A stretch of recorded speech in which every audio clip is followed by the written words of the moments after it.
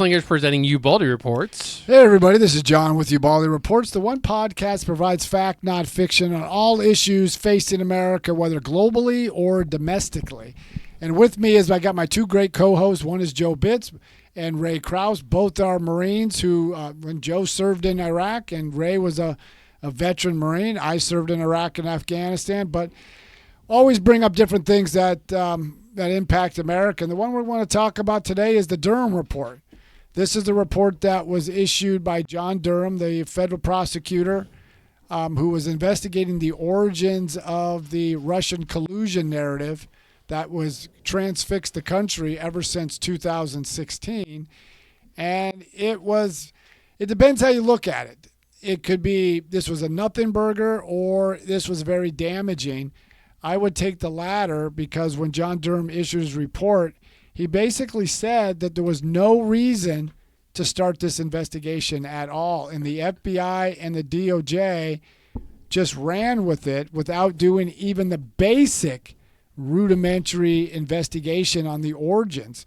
Now, hold on, John. I want to stop you just for a second. Go ahead. Ray has a question. Go for it. I think it answers. So, Ray, go for your question. I have a question that kind of comes with this. You know, it's going to come down the road, but what's the penalty for trying to undermine a sitting United States president?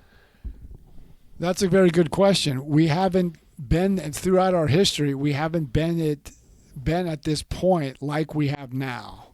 So right now I can't answer like there's going to be, I think everybody was looking for some type of indictments or criminal prosecution of those who were wrongdoing. I mean, I have an answer to that.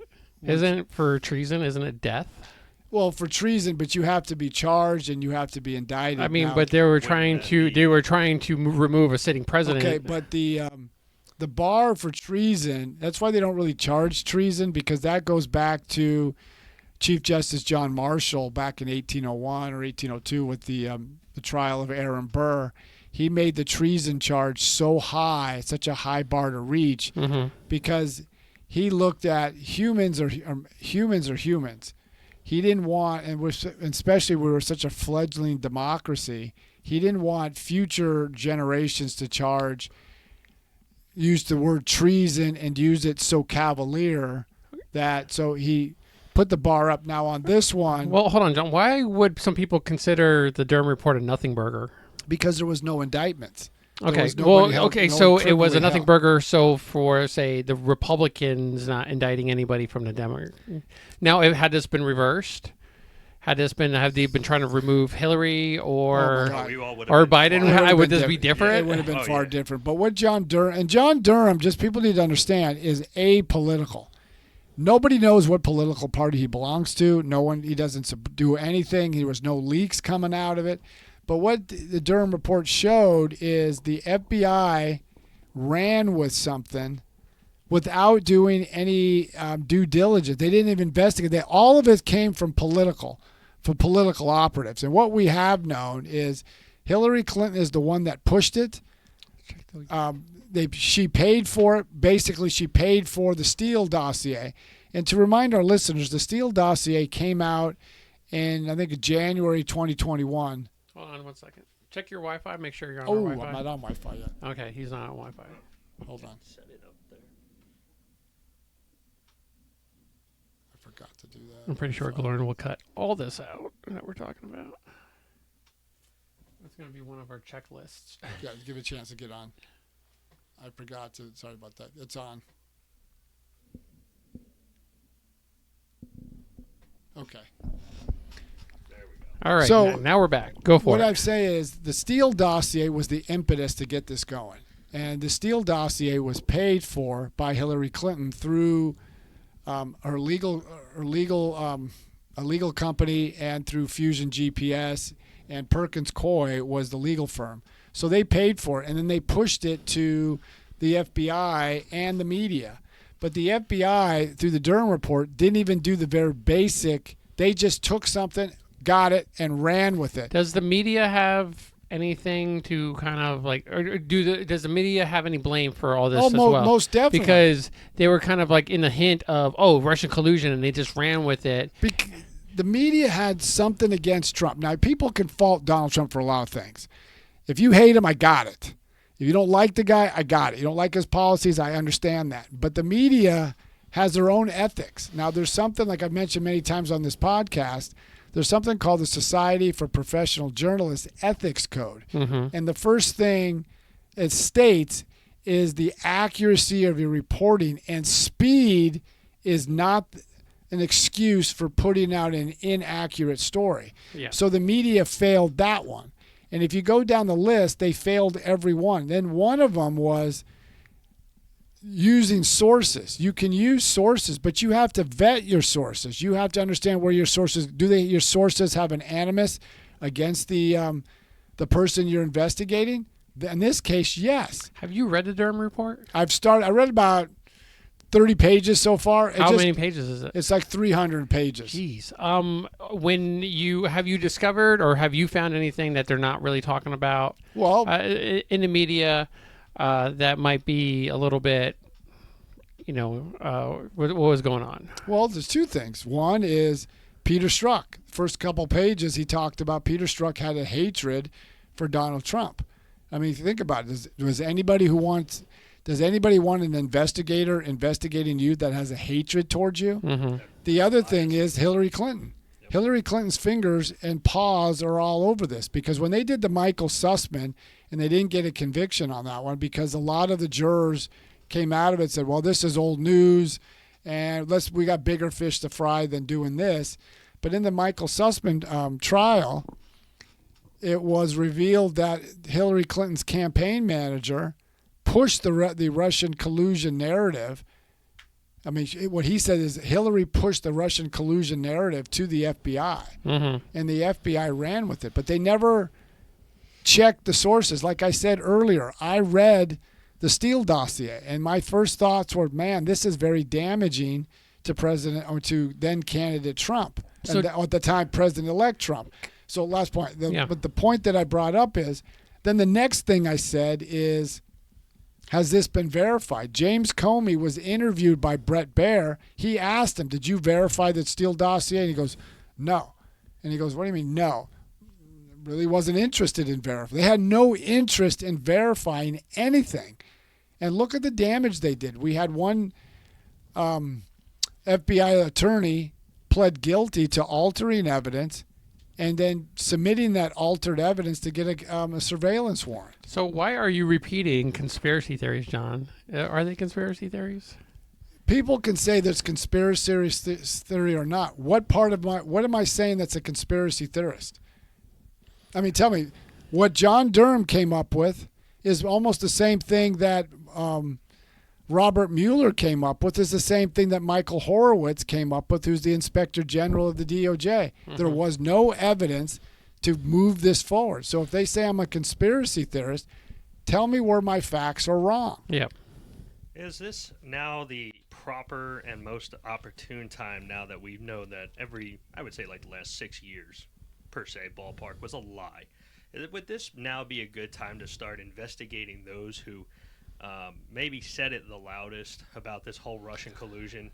Maybe people like the very people who decided to put this investigation forward.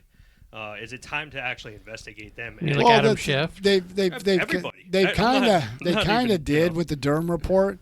But see, I think this point is we just highlighted it.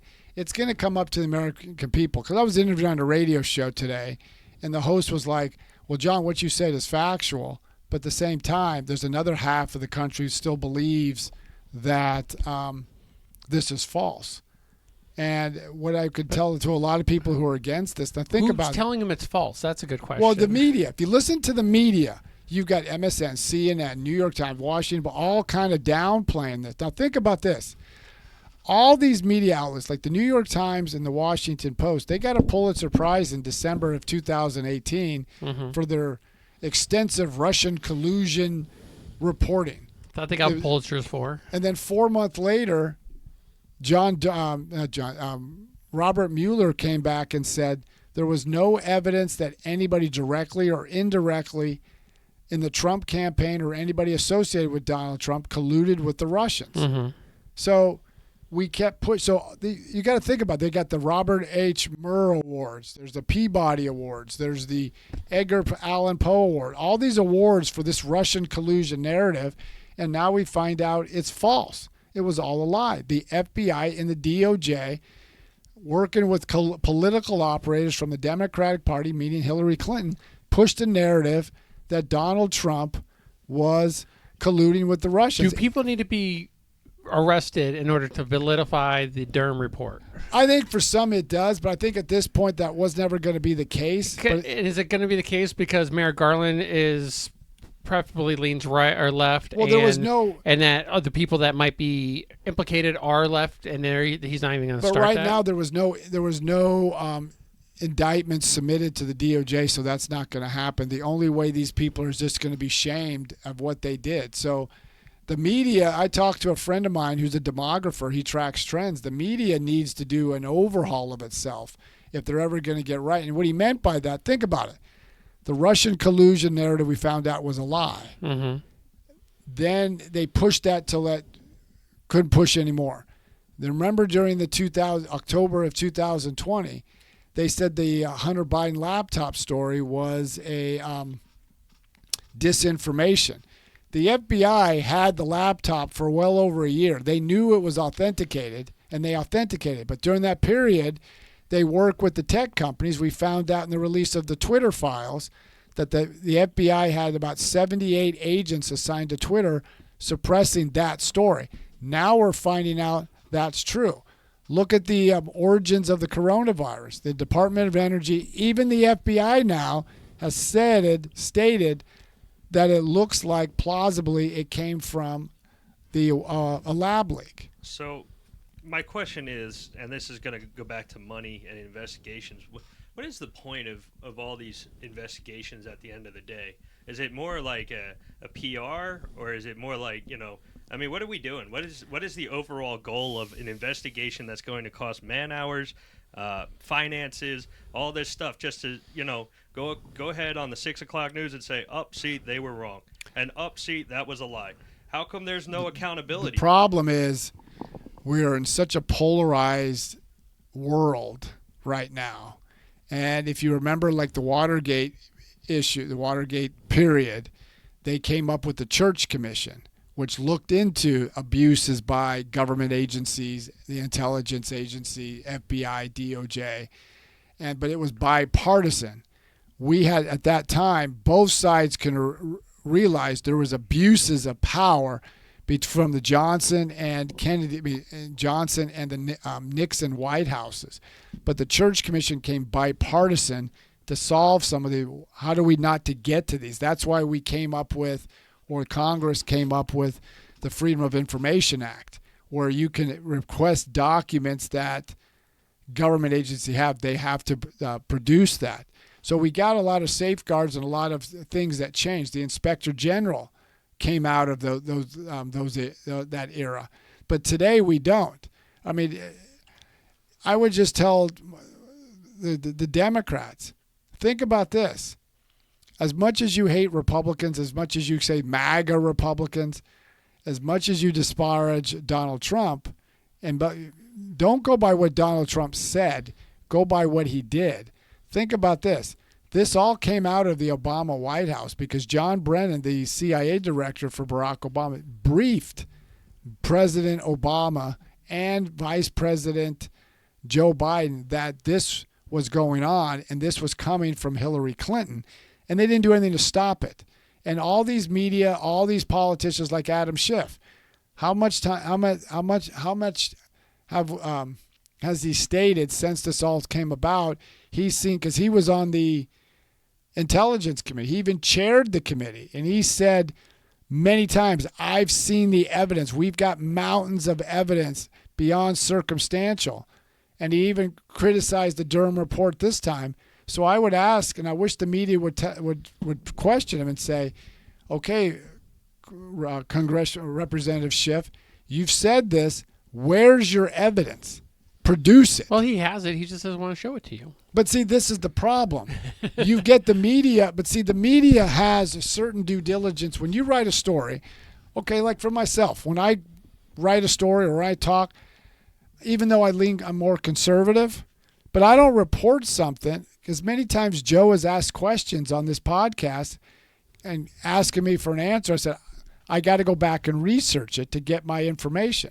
So why hasn't the media done the basic? Okay, they've interviewed like on MSN, Face the Nation, all these Sunday morning talk shows, CNN. Adam Schiff said, I've seen the evidence and I'm going to present that evidence at a given time. Okay? The Durham report's done.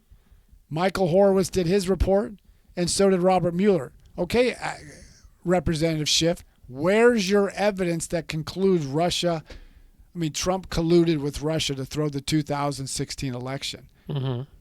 And even Democrats. But we do have proof that Hillary Clinton tried to throw off the 2016 election because she wanted to take it away from her in an email scandal. But I would ask even Democrats. Remember, when Adam Schiff speaks, he's speaking for the Democratic Party, but the Democratic Party jumped at it.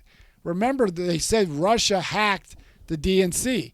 We don't know that because the DNC refused to have the FBI look at its server. They went with a CrowdStrike out in California, who then determined that the DNC was hacked by Russia.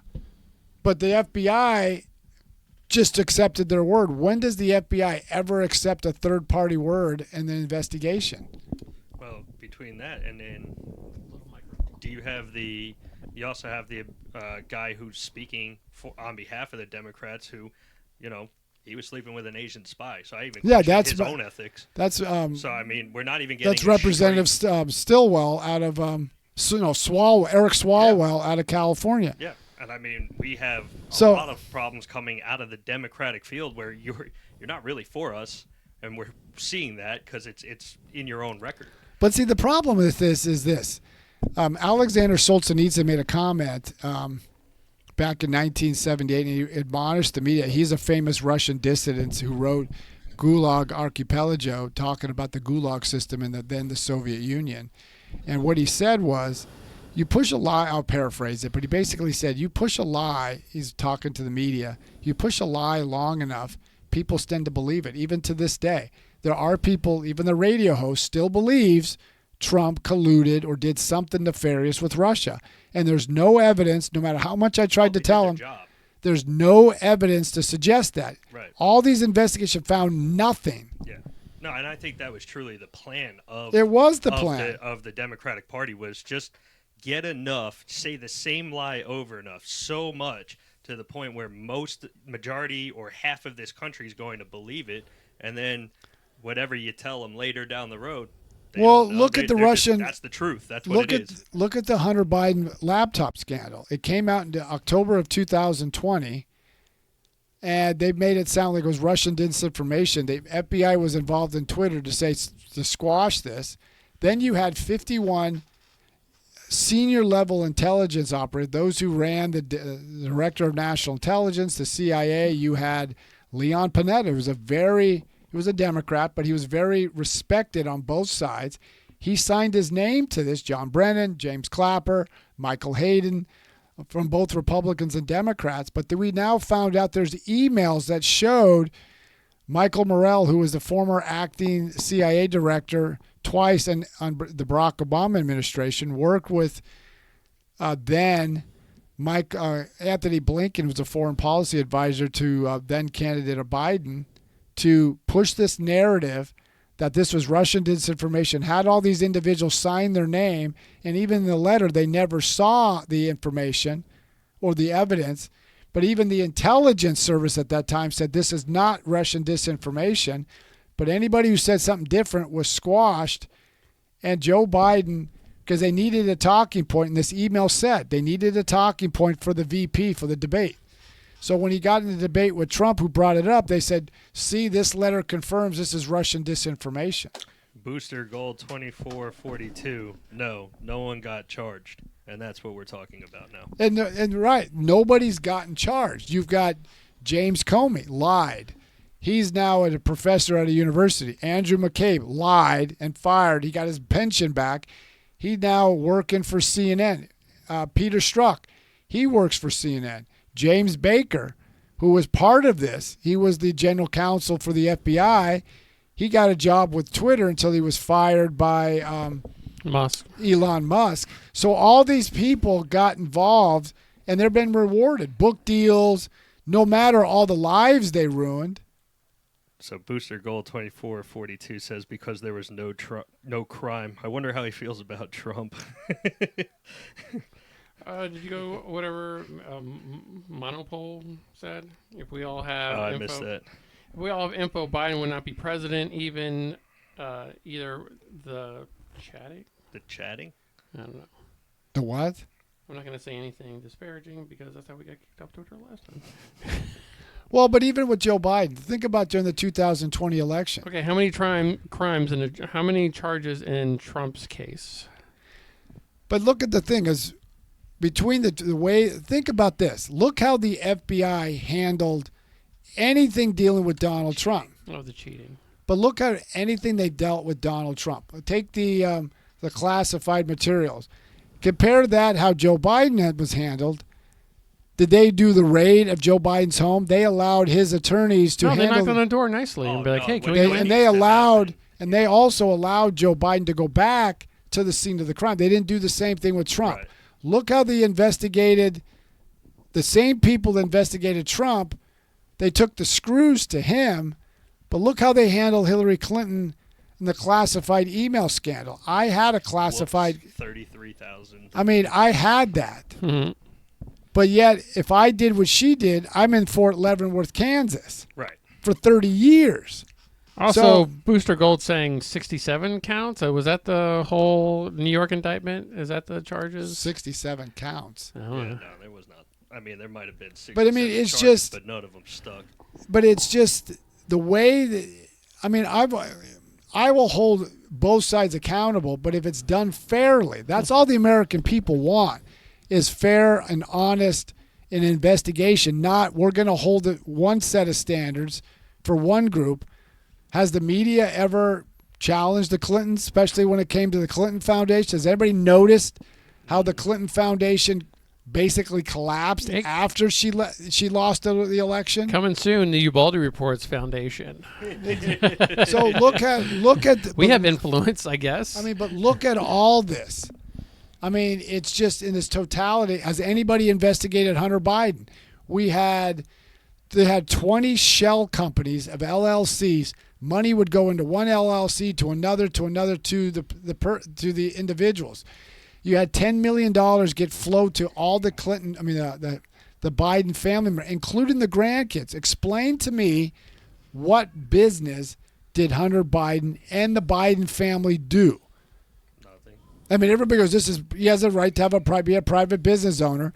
But what did for he do with all this money coming in? Paying for his house in D.C. That was $50,000. And this is, I mean, well, he's avoiding baby mama. I know that. Okay, but there's a point. What are all these feminist groups, these women's groups who are all over Donald Trump, but said nothing when Joe Biden. Now, still, it's still an accusation. He's never been indicted, never been formally charged. Right. Look how they treated the Tara Reid issue. There was all, we need due process. Mary Hirona, the senator from Hawaii, said men just need to shut up when it was someone accusing Kavanaugh, but when it was vice versa to Biden, we need due process. We always talk about the double standard. I mean, there's always a double standard in media when it comes to conservative and liberal, Republican, Democrat. I mean, and it's just, I'm not saying it's something we should get used to, we have to find a way around it. There has to be a solution where we can kind of shove it back in their face. Well, I think the podcast, those other things are doing, but the other thing that's changing, look what's going on right now. I mean, the economy. Yeah, you can say unemployment's low, but inflation is higher than it was 2 years ago. Gas prices, food prices, rent, car prices. Yeah, I feel bad for getting Disney annual passes, so sorry. So, I mean, it's just, and then look at going back to the family issue. How would the media and Democrats would have handled if Donald Trump, Don Jr. or Jared Kushner or Eric Trump would have fathered a child with an escort or a stripper, not take responsibility, not pay his child support, and then not recognize that girl that was born. Booster, you're just being a troll now, John, buddy. I got a question for you. What's that? Inflation. Why is there inflation? Yeah, inflation just came out of the blue, John. Why? You know what? I know where it came out of. It came out of the well that they're not digging anymore. That's where inflation came from. Oh yeah. But see, all these things, the media doesn't cover this. If this was a Republican, this would be just blowing up the stratosphere. But now the credibility of the media, because they've gotten things wrong for so long, and it wasn't just I got a story wrong. They blatantly knew it wasn't true, and they violated every standard in journalism. Even in journalism school, they're teaching these kids crap. So, who is more responsible for the inflation? Well, hold on. Yeah, well, no, let's go back because he did bring up. He goes, imagine there wouldn't be inflation if Trump was president.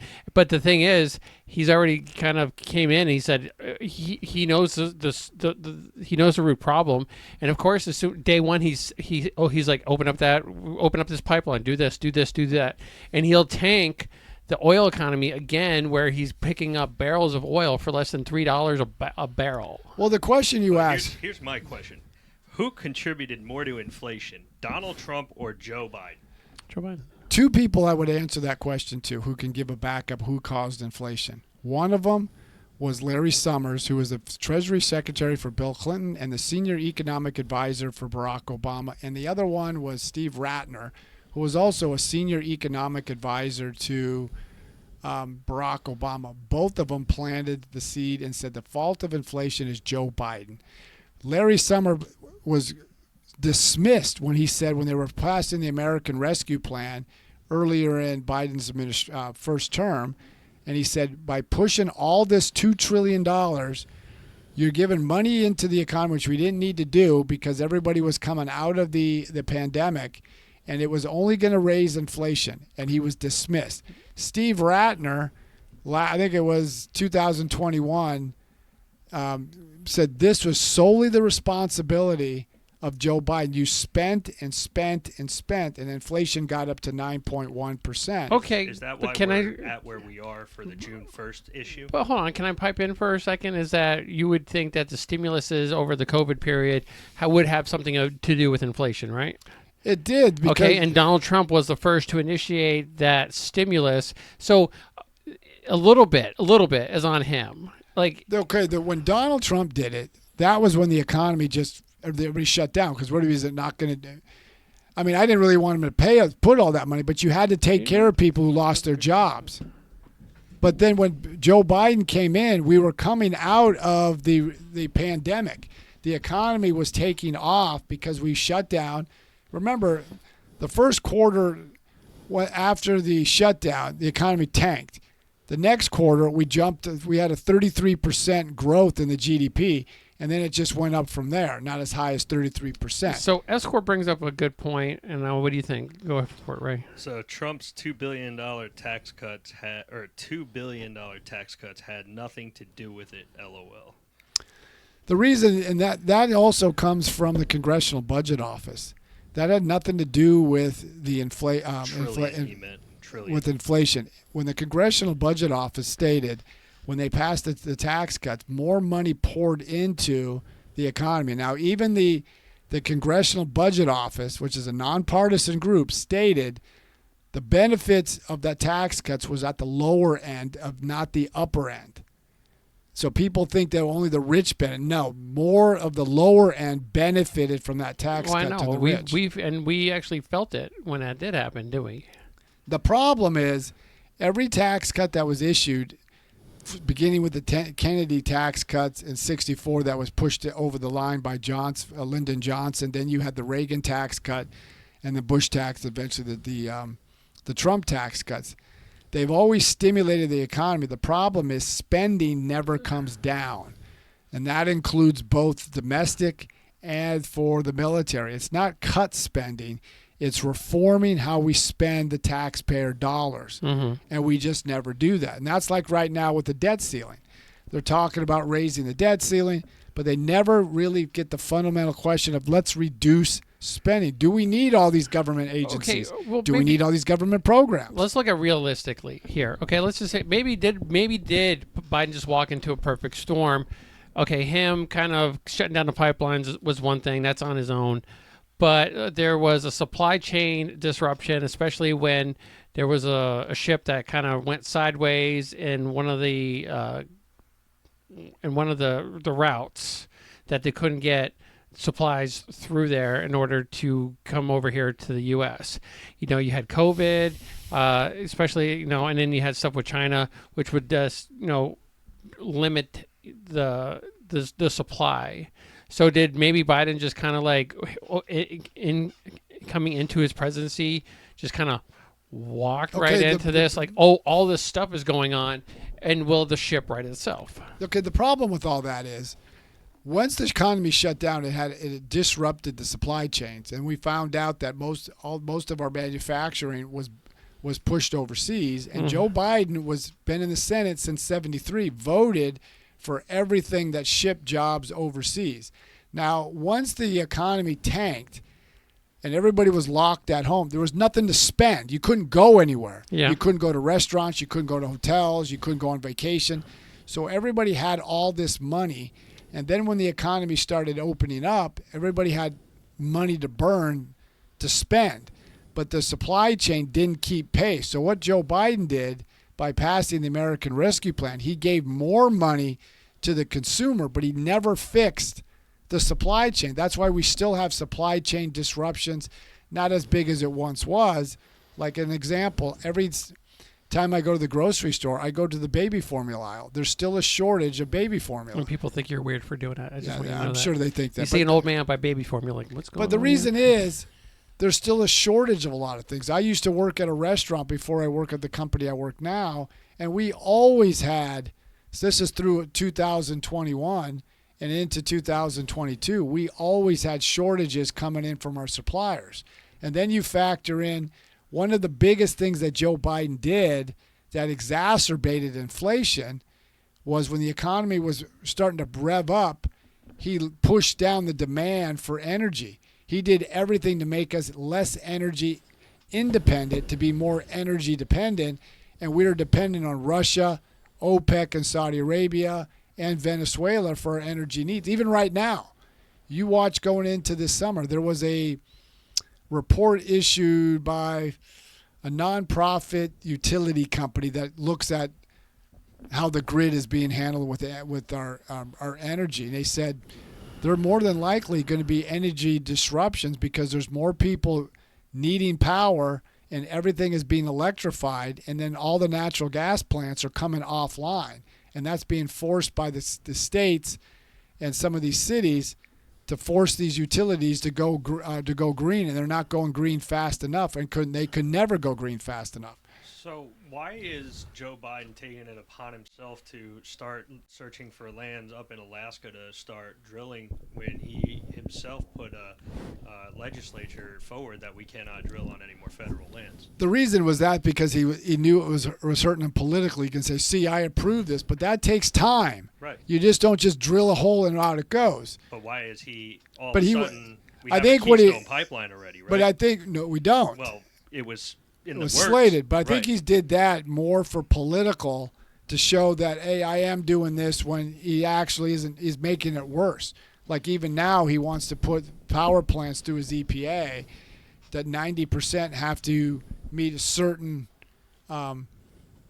environmental issues. But there's no way these natural gas plants can operate. So they're either going to have to conform or go out of business. And a lot of them are just going to shut down. The only thing I know is that whatever president I am under, that I'm become a millionaire, I'm going to follow that. I'm going to follow that party till I die. So, he has a good chance. Come on, Joe. I mean, I'm rooting for you, but this goes back to the original point when we did the Durham report. Had the media been independent, I mean, look at just the way the press conferences go with Joe Biden. Look how they're handled with the press conference with his press secretary. They're very conciliatory. Remember how the press treated Donald Trump? They just tore into him. You had Jim Acosta was routinely ripping into Trump. They showed no decorum. President Biden barely takes a press conference. He'll take 5 questions and move on. I think what I'm going to be able to take away, and hopefully the other 14 listeners take away, is our politicians have every ability to undermine a sitting president, but we have to make sure that we file our taxes every April. But here's and an if example. not, those people that are doing the exact same thing, Not to at mention that all the level, debt that's going on here. they got they're going to enforce it on. Well, I mean, us. you make a good That's point. crazy. Can't pay my credit card, but I want you to increase the limit, please. No, but you make a good point. They expect us to adhere to the law when Right. they themselves violate that same law. Yeah, And that's naturally. Congress. That's just like Congress. I mean, look what they're trying to pass a law where it bars members of Congress and their staff from engaging in stock trading because they get information that the public doesn't get. So there's a lot of things. I just follow whatever. I'll just buy whatever stock they buy. There you go. John, how can they go ahead and get a hold of us? You can get a hold of us by going to ubaldireports@gmail.com. That's ubaldireports@gmail.com. You can check us out on all our social media platforms and also all our podcast streaming sites. Keep following Ubaldi Reports. My goal is to do this every day because there's so much information to confine to just a 30-minute period. And then I want to be able to bring in guest speakers from around the country who have a certain expertise in a particular topic. Also, I'd like to thank my 2 other co-hosts, Joe and Ray, keeping it going. So make sure we can provide the information. I don't expect everybody to agree with everything I say, nor do I want them to. I just want to put the information out and let you do with what you want. I just want the media to be fair and unbiased so we can get the facts to the American people and not cover one side differently than they do the other. But, Joe, you also have a pretty good podcast that you do. Yes, Ray and I, we have a podcast called All American Gunslingers. We talk guns. Well, it is All American Gunslingers, but we do, I guess our podcast is Good Guys with Guns, where we talk about guns, Marine stuff. We try to have like some playful banter and whiskey, cigars, and we get really graphic. At times, yeah. We can get kicked off TikTok if we wanted to. Yeah, but we're professionals at that now. Have you been kicked off TikTok yet? No, but That's we're trying. Let's get it. These guys get more animated, more graphic than me, and I've been kicked off TikTok twice. I think we're gonna do our next live in a pool like all the other girls do it. Yeah, and it's like, give me a break. They get pushing, I get kicked off. Go figure. And then we're still building our website, allamericangunslingers.com. You can get a hold of us. All things All American Gunslingers, social media, allamericangunslingers@gmail.com. Just check it out, and we will talk to you guys soon. All right, keep listening to Ubaldi Reports every Wednesday evening at 7:30 Eastern Standard Time. We live stream it. All right, take it easy. Until next time, keep listening to Ubaldi.